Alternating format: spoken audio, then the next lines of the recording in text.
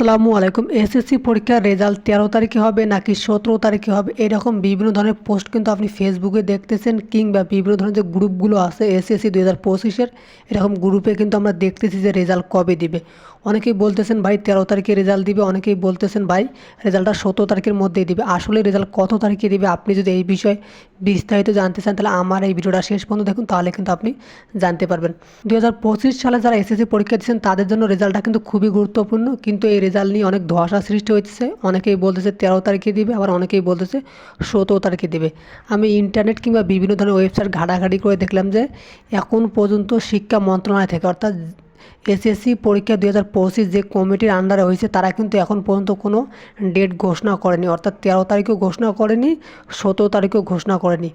এই কমিটি যখন ডেট ঘোষণা করবে তখন কিন্তু বড় বড় যে মেন স্ট্রিম মিডিয়াগুলো আছে কিংবা শিক্ষা মন্ত্রণালয়ের যে ওয়েবসাইট আছে এই ওয়েবসাইটে কিন্তু পাবলিশ করা হবে। অর্থাৎ যখন পাবলিশ করা হবে তখন কিন্তু আপনারা জানতে পারবেন যে এই রেজাল্টটা কবে দিবে। আপনি শিওর থাকেন যে 13 তারিখ কিংবা 17 তারিখের মধ্যে রেজাল্ট হবে না। যদি রেজাল্ট হয় তাহলে অবশ্যই শিক্ষা মন্ত্রণালয়ের যে ওয়েবসাইট আছে সেই ওয়েবসাইট থেকে আপনাদেরকে জানানো হবে। আশা করি বুঝতে পারছেন। যদি ভিডিওটি ভালো লেগে থাকে তাহলে সাবস্ক্রাইব করে অনেক বেশি শেয়ার করে দেবেন। ধন্যবাদ।